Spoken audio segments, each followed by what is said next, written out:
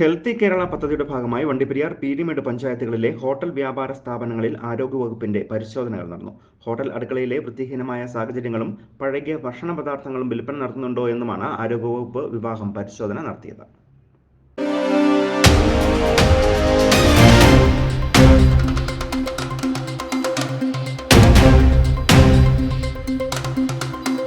Healthy Kerala പദ്ധതിയുടെ ഭാഗമായി സംസ്ഥാനത്തുടനീളം വ്യാപാര സ്ഥാപനങ്ങളിൽ ആരോഗ്യവകുപ്പ് നടത്തിവരുന്ന പരിശോധനകളുടെ ഭാഗമായാണ് ജില്ലാ മെഡിക്കൽ ഓഫീസറുടെ നിർദ്ദേശപ്രകാരം ഹെൽത്ത് ഡിപ്പാർട്ട്മെന്റിന്റെ നേതൃത്വത്തിൽ വണ്ടിപ്പെരിയാറിലും പീരിമേട് പഞ്ചായത്തുകളിലെ വ്യാപാര സ്ഥാപനങ്ങളിലും ഹോട്ടലുകളിലും പരിശോധനകൾ നടത്തിയത്.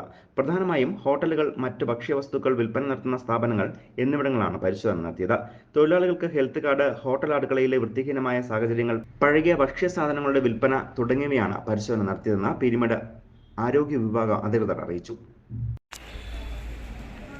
ബഹുമാനപ്പെട്ട ജില്ലാ മെഡിക്കൽ ഓഫീസറുടെ നിർദ്ദേശപ്രകാരം ഇന്ന് നമ്മുടെ ഹെൽത്തി കേരളയുടെ ഭാഗമായിട്ട് വണ്ടിപ്പെരിയാർ പഞ്ചായത്തിൽ പീരിമേട് പഞ്ചായത്തിൽ പല ഭാഗങ്ങളായിട്ട് ഹെൽത്തി കേരള പ്രോഗ്രാം നടക്കുകയാണ്. നമ്മൾ ഹോട്ടൽ ഇൻസ്പെക്ഷൻ്റെ ഭാഗമായിട്ട് നമ്മൾ സാനിറ്റേഷന്, അതുപോലെ ഹെൽത്ത് കാർഡ്, കൊതുകുകളുടെ ഉറവിട നശീകരണം എന്നിവയാണ് പ്രധാനമായിട്ട് നമ്മൾ നോക്കുന്നത്. പിന്നെ എക്സ്പയറി ഡേറ്റ് അങ്ങനെയുള്ള സാധനം ഉണ്ടായിരുന്നു. അത് നമ്മൾ ഫുഡിൻ്റെ നമ്മൾ തന്നെ റിപ്പോർട്ട് കൊടുക്കുന്നതായിരിക്കും. അപ്പം എല്ലാ മാസവും ഇങ്ങനെയുള്ള പ്രോഗ്രാമുണ്ട്. അല്ലാതെ നമ്മൾ ഹെൽത്ത് കാർഡിൻ്റെയും മറ്റു ആവശ്യങ്ങളെല്ലാം നമ്മുടെ ഹോട്ടലിൽ ഇൻസ്പെക്ഷൻ അല്ലാതെ നടത്തുന്നുണ്ട്. അതിൻ്റെ ഭാഗമായിട്ട് നമ്മൾ അവയർനെസ് കൊടുക്കുന്നുണ്ട്.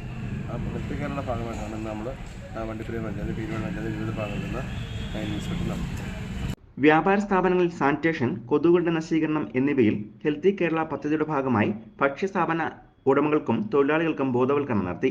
പഴകിയ ഭക്ഷ്യസാധനങ്ങൾ വിൽപ്പന നടത്തുന്ന സ്ഥാപനങ്ങൾക്കെതിരെ നിയമ നടപടി ഉണ്ടാകുമെന്ന് ആരോഗ്യവകുപ്പ് അധികൃതർ മുന്നറിയിപ്പ് നൽകുകയും ചെയ്തു.